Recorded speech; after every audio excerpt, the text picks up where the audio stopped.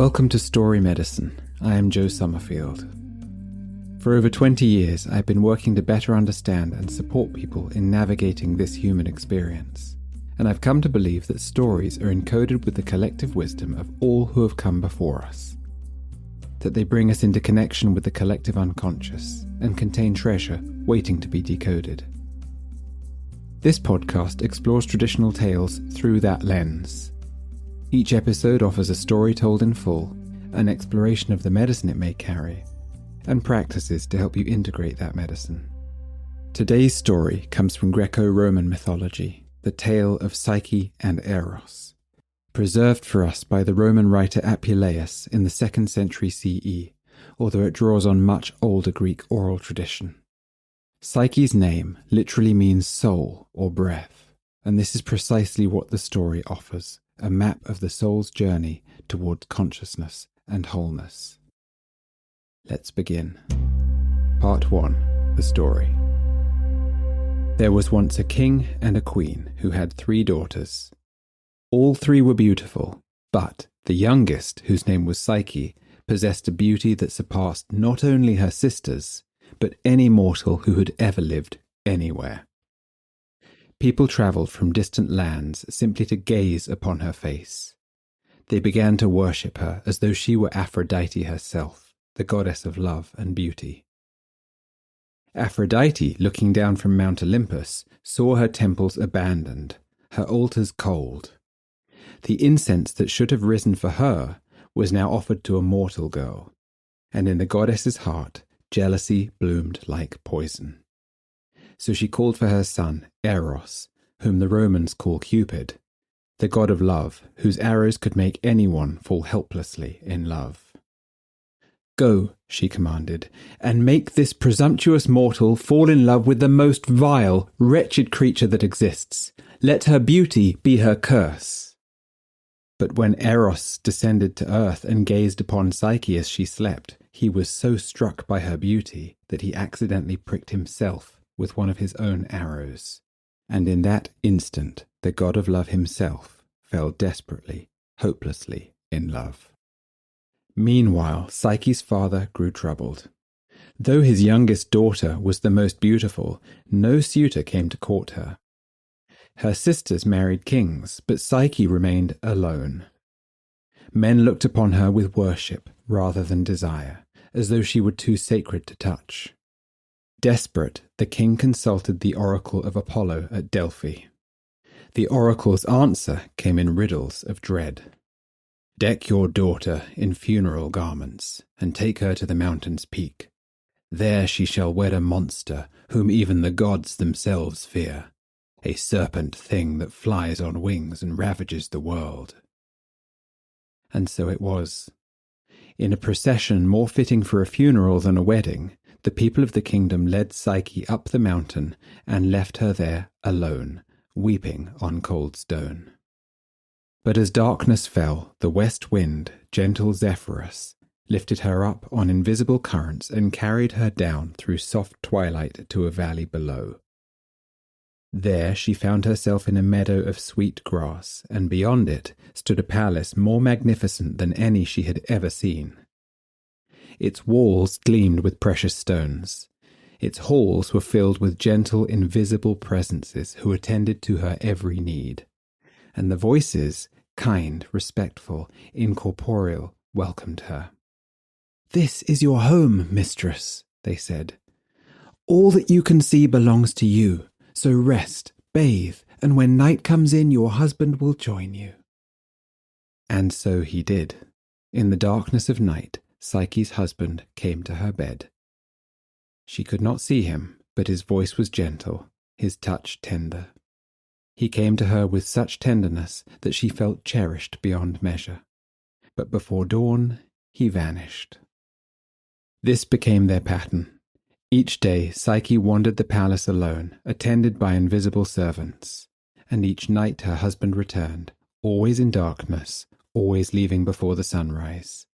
And he made her promise, "Never try to see my face. If you look upon me, we will be parted forever. Trust me, beloved. You must never light a lamp."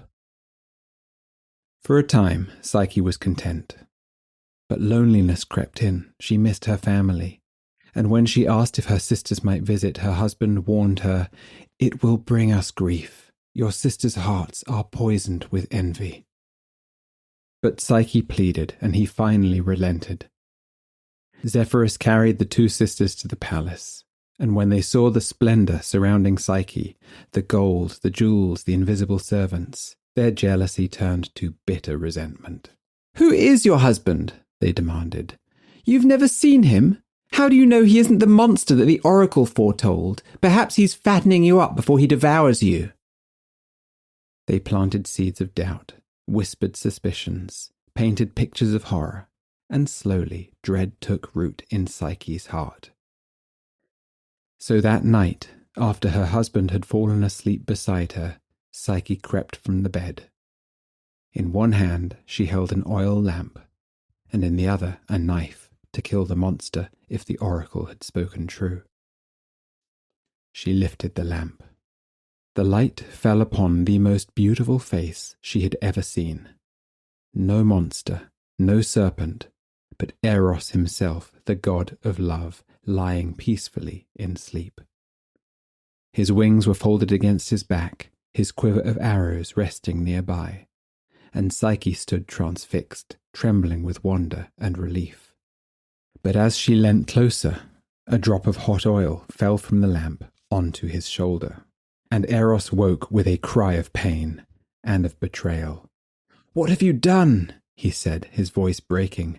"I disobeyed my mother for you. I made you my wife, and you have wounded me with your distrust." His wings unfurled and he rose into the air. "Love cannot live where there is no faith," he said, and then he was gone.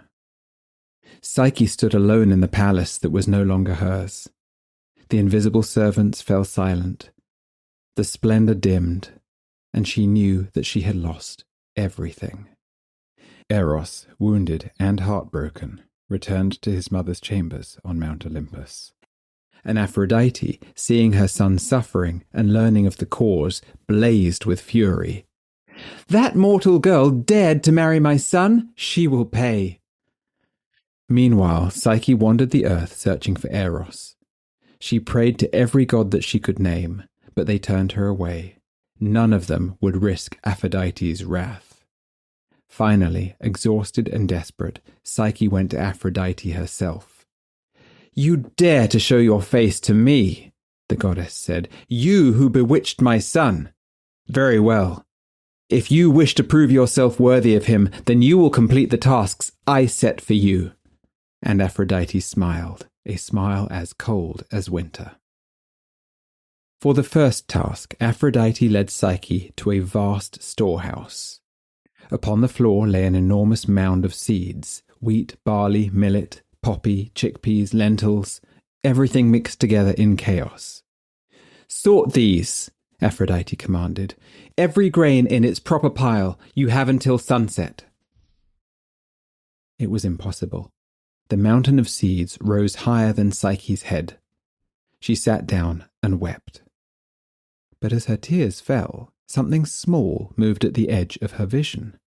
An ant. And then another, and then another. Soon, thousands of these ants swarmed across the floor, each one carrying a single seed to its proper place. By sunset, the task was complete. Aphrodite's eyes narrowed. "Someone helped you," she said. "Let's see how you manage the second task." The next morning, Aphrodite sent Psyche to a distant meadow. "In that field," she said, "graze the sun sheep with fleece of gold. Bring me a handful of their wool." Psyche walked to the meadow and saw the great rams. Massive beasts with horns like weapons, battering each other in the heat of the day. Their golden fleece gleamed like fire, but to approach them meant certain death. She stood by the river that bordered the field, ready to throw herself in and drown.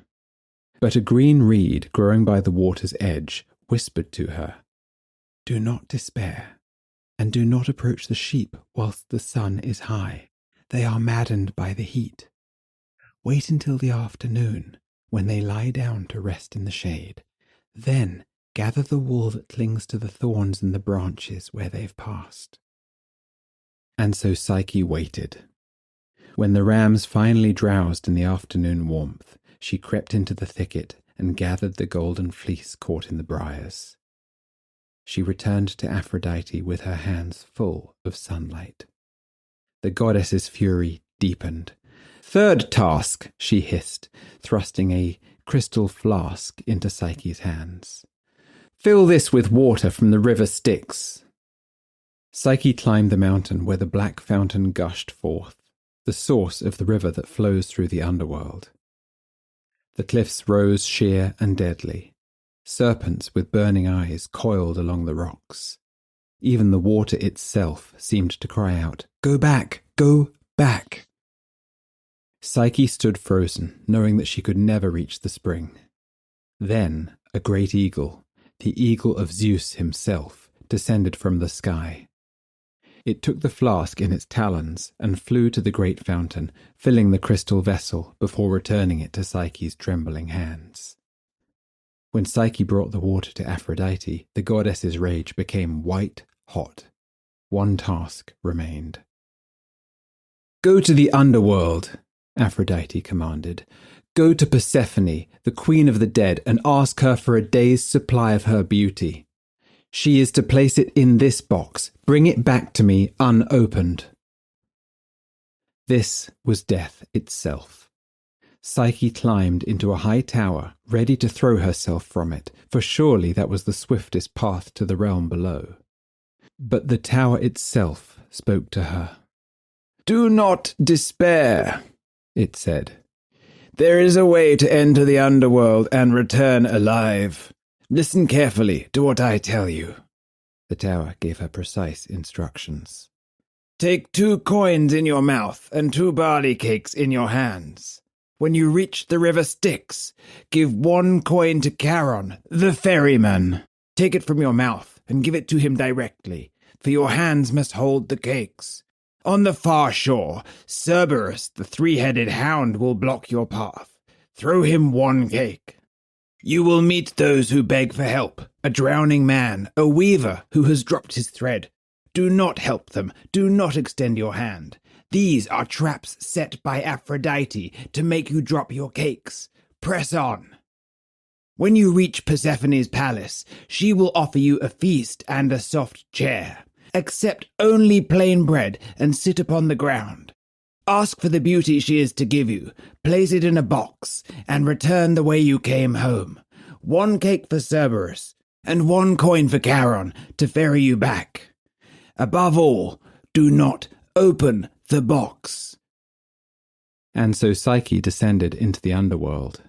She gave the coin to Charon. She threw the cake for Cerberus. She refused the drowning man and ignored the weaver. And she sat on the floor of Persephone's palace and ate only bread. The queen of the dead, moved by Psyche's courage, placed her beauty in the box. Psyche made her return journey exactly as the tower had instructed, cake for Cerberus, coin for Charon. She climbed back into the light of the day, clutching the box in her hands. She had done it. She had completed the impossible.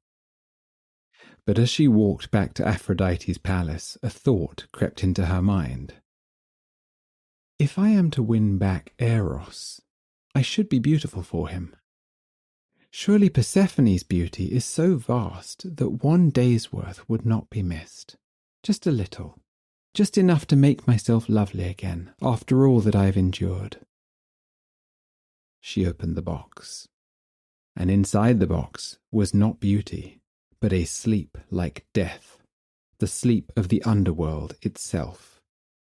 As soon as Psyche breathed it in, she fell to the ground, lifeless and still. But Eros, whose wound had finally healed, had been watching over Psyche in secret all along. Seeing her fall, he flew to her side immediately. He gathered the deathly sleep back into the box, and he woke her with a prick of one of his arrows. "Complete your task," he told her gently. "Take the box to my mother, and I will set the rest in motion." And Eros flew to Mount Olympus, straight to the throne of Zeus himself. He fell at the king of the gods' feet and pleaded, "Father Zeus, I have served you faithfully. How many times have I struck mortals with love at your command? I ask you now, make Psyche immortal so that she might be my wife without my mother's objection." Zeus, who had his own reasons for wanting Eros' future cooperation, agreed, and he called a council of the gods.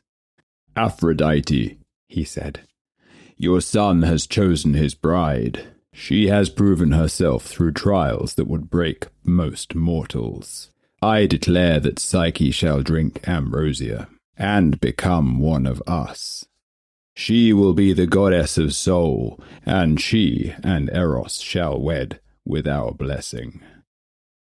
Even Aphrodite could not argue with Zeus, and when she saw Psyche transformed, radiant with immortality, some of her anger softened.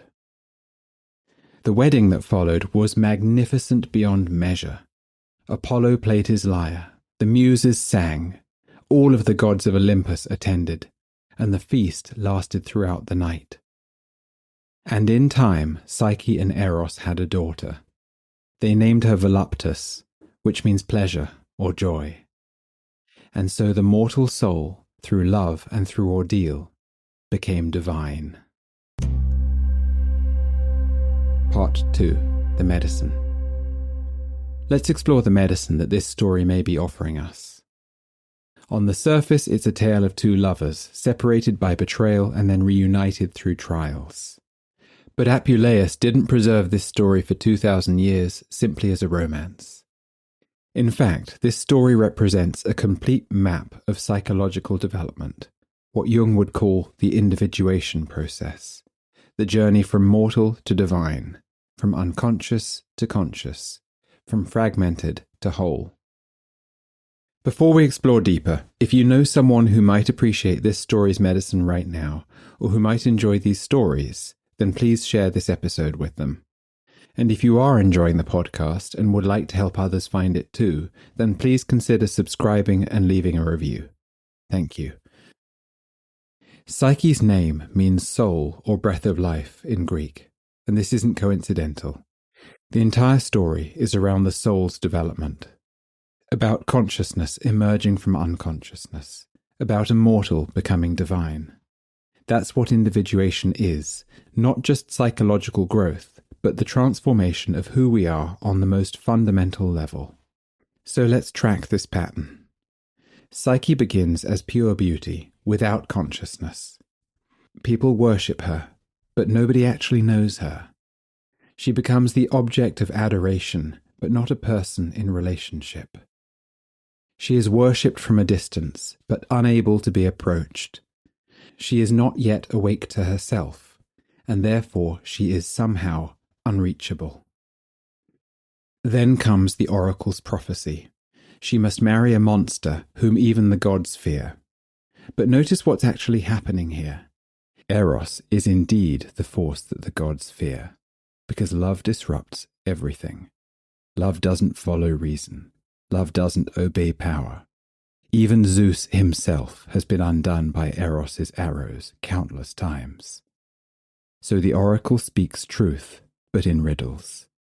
Psyche will indeed marry the force that even the gods cannot control. And when Eros accidentally pricks himself, the god of love falls in love. The force that makes others fall in love is itself captured. This is the mutual wounding that begins any genuine relationship. Love must change both the lover and the beloved. Neither remains who they were. But the marriage only exists in darkness. Psyche cannot see her husband. This is the stage of unconscious relationship. Everything feels magical. Invisible forces carry us, but we don't yet truly see what we're in relationship with. And we are not fully integrated within ourselves either. We haven't yet brought our wholeness to ourselves or to our partner in love. All of this contributes to being in love with love itself, perhaps, but not yet being in conscious relationship. The sisters then arrive with their poison. A reading at surface level might see the sisters simply as villains, but they represent something far more essential to Psyche's journey, and the journey that all of us face. These meddling sisters are the inner voices of doubt, suspicion, and fear. The parts of us that we cannot bear to trust. The parts that must know, that must control, that must see, that must protect. When those voices say, "How do you know he isn't a monster? How can you trust what you cannot see?" These are real questions, not evil questions. They're reasonable. They're the questions consciousness must eventually ask. And then we have Psyche's transgression, which is crucial. Yes, it is a betrayal that leads to a great deal of pain and upheaval, but it is also necessary. She breaks her promise. She wounds Eros with her lack of trust. And this ruptures the unconscious paradise. Without this rupture, her days would forever remain lonely and her nights blind and unnerved. You cannot remain forever in the dark. At some point in the journey towards wholeness, consciousness must bring light, even though this light will wound. This is what I mean when I say that some violations are required for expansion or growth. In order for there to be something new, something must die. The necessity for growth can be painful. The eating of the apple in Eden, Persephone tasting pomegranate seeds, Psyche lighting the lamp. These acts aren't simply disobedience. They are a bold instinct towards the potential that exists outside of established order. Established order can very easily become a prison. They are the necessary movements towards consciousness that both destroy innocence and birth awareness. And notice what the lamp reveals. Not a monster, not a serpent, but the God of love himself. The very force that she feared is the force that she's been in relationship with all along. How often do we find this in our own lives? The thing we fear in our partner, the thing we cannot trust. When we finally bring light to it, we often discover it's the very capacity for love that we couldn't recognize in the darkness of our fears. But the oil drop burns. Consciousness wounds. Seeing clearly changes relationship. You cannot go back to innocent unconsciousness once you've lit the lamp. This is the price of awareness. And so begins Psyche's real journey, the 4 tasks set by Aphrodite. Let's look at each one carefully because each represents a different stage of psychological development or this process of individuation. The first task, sorting seeds. Aphrodite dumps an enormous pile of mixed grains, wheat, barley, millet, poppy, chickpeas, lentils, all chaos, and demands that they are sorted by sunset. This is the work of discrimination. When you first begin psychological work, when consciousness first dawns, everything is in mixed order. You can't tell your feelings from your thoughts, your desires from your fears, what belongs to you from what you've inherited. It is all a vast, confused pile. And then the ants come to help. Tiny creatures, humble, organized, and patient. They represent the small, incremental work of discrimination. Not dramatic insight, not grand revelation, but the patient, humble work of noticing. This grain goes here, that grain goes there. This feeling is anger, that feeling is grief. This desire is mine, that expectation belongs to my mother. So the medicine. You cannot sort the pile impatiently or in one foul swoop. The work of discernment is steady and incremental. You need help from the smallest, most patient parts of yourself, and grain by grain, little noticing at a time, gentle questioning at a time. Not from grand heroic effort, but from humble, organized attention. And help in this may come from unexpected places. The second task, gathering golden fleece from the sun sheep. These rams are violent, they are heat-maddened and deadly to approach directly. And the reed by the river whispers, Wait, don't approach them in the heat of day. Wait until the afternoon when they rest, and then gather the wool that they have left behind on the thorns. This medicine is about timing and indirection.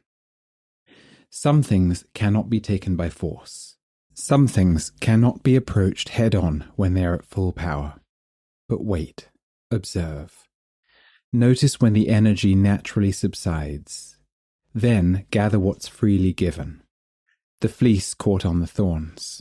The softness that's left behind when the aggression has passed. Notice it's a reed that teaches this.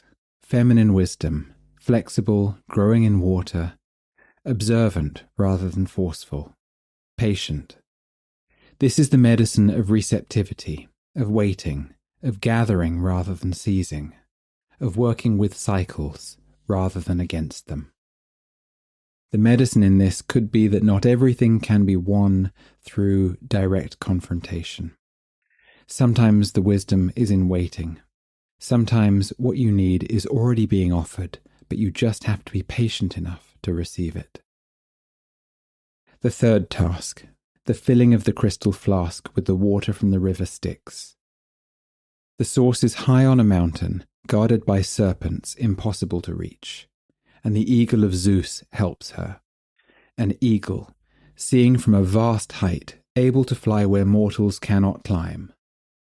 This is the medicine of perspective, of rising above, of seeing from a different vantage point altogether. Some tasks require divine intervention.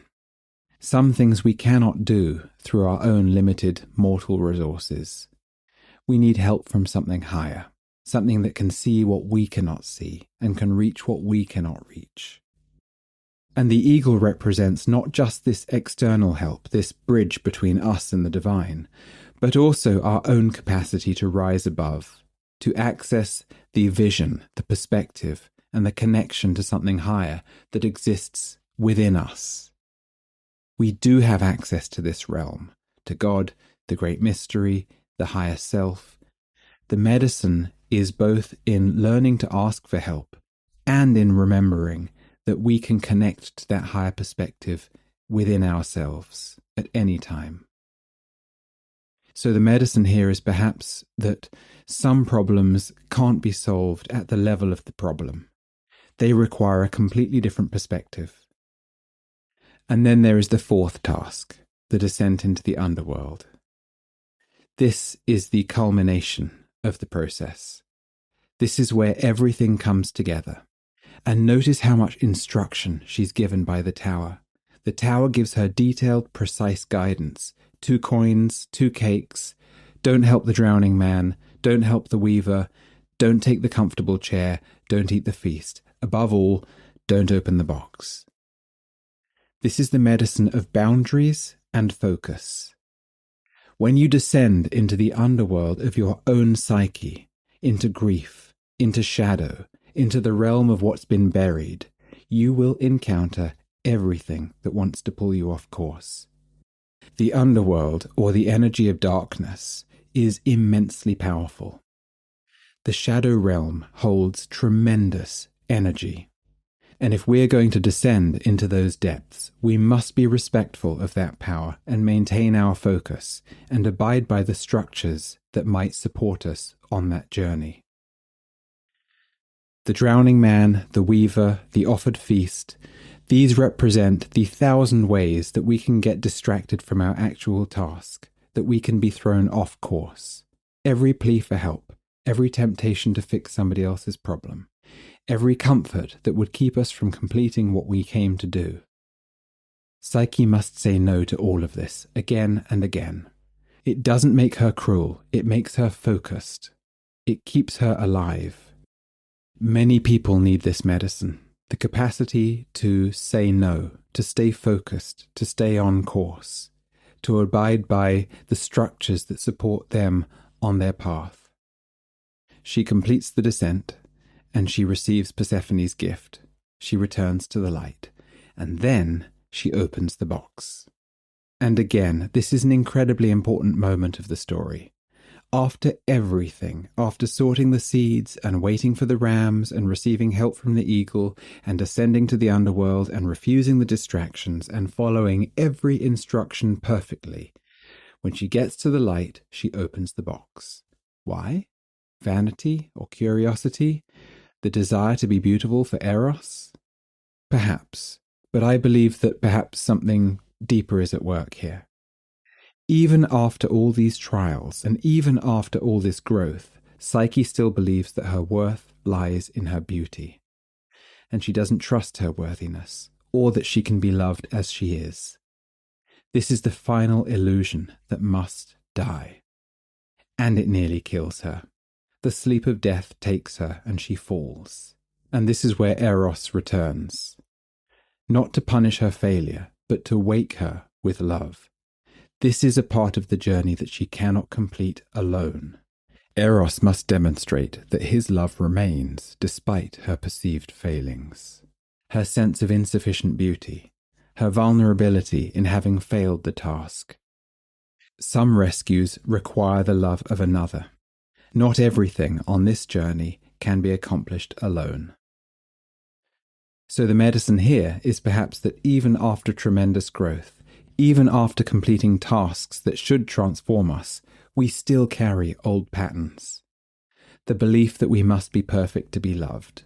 The conviction that we must earn what can only be given. And sometimes we need to be rescued from that belief. Sometimes love has to wake us from the death sleep of our own impossible beliefs. And finally, the sacred marriage. Zeus makes Psyche immortal. She drinks ambrosia and becomes divine. She and Eros are wed before all the gods, and they have a daughter named Voluptus, pleasure, joy. This is the hieros gamos, the sacred marriage. Not just the union of two people, but the integration of masculine and feminine within the psyche.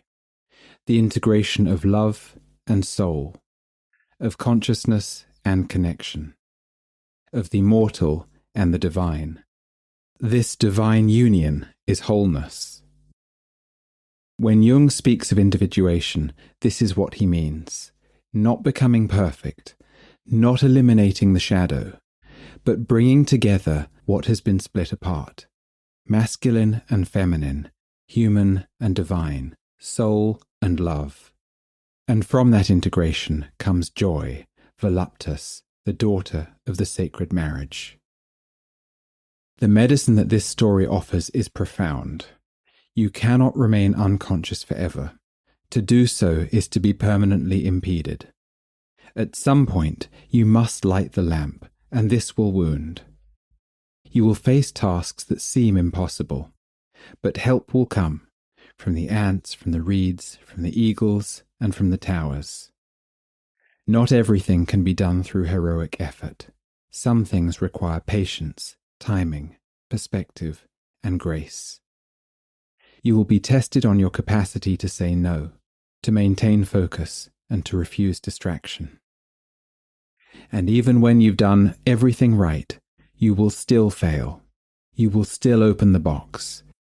And you will need to surrender to the possibility that even after all this work, you are still imperfect, but you are still worthy and you are still loved exactly as you are.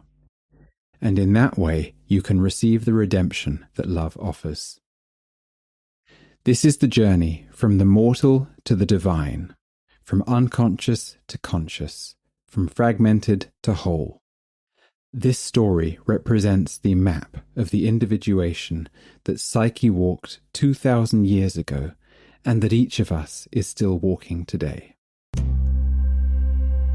Part 3. Integration Practices. The medicine doesn't come from understanding these patterns intellectually. It comes from the practices, from allowing the transformation to happen in your body, in your honest acknowledgement of where you are. Here are 4 practices to help you integrate this story's medicine.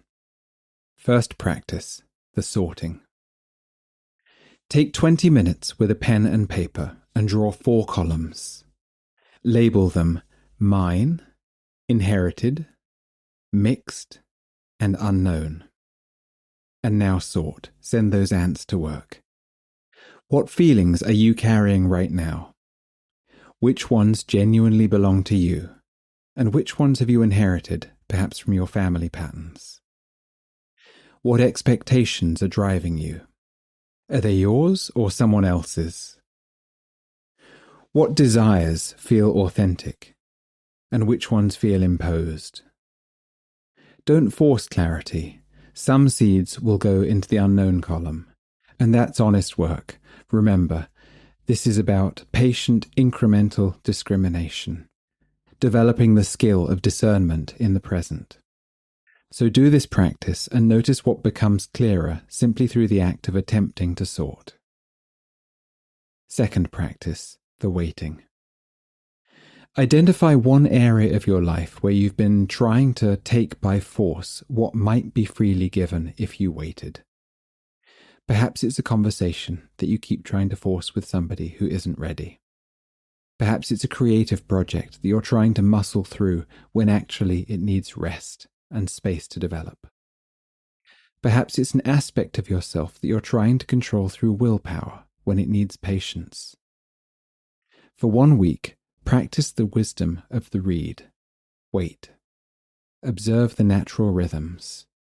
Notice when energy subsides, then see what's left behind, what's freely given when you stop forcing. Keep notes on what you discover. Third practice, the descent boundary.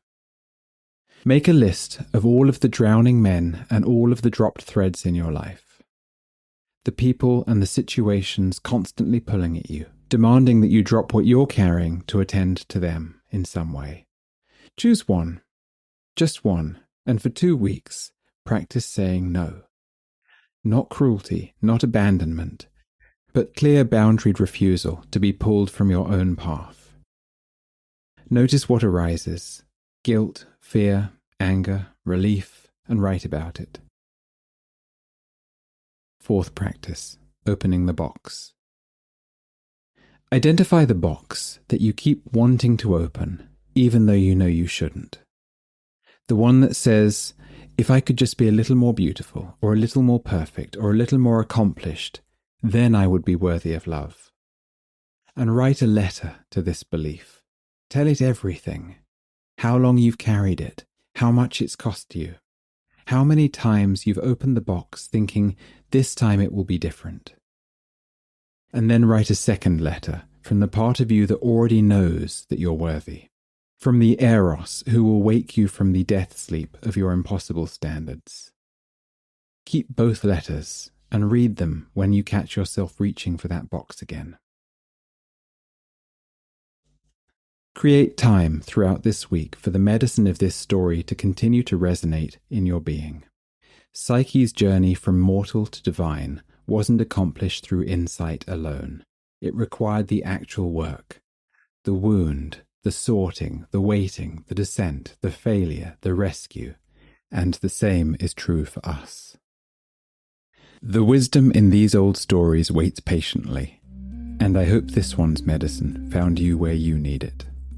Thank you for listening to Story Medicine. I am Joe Summerfield. Until next time.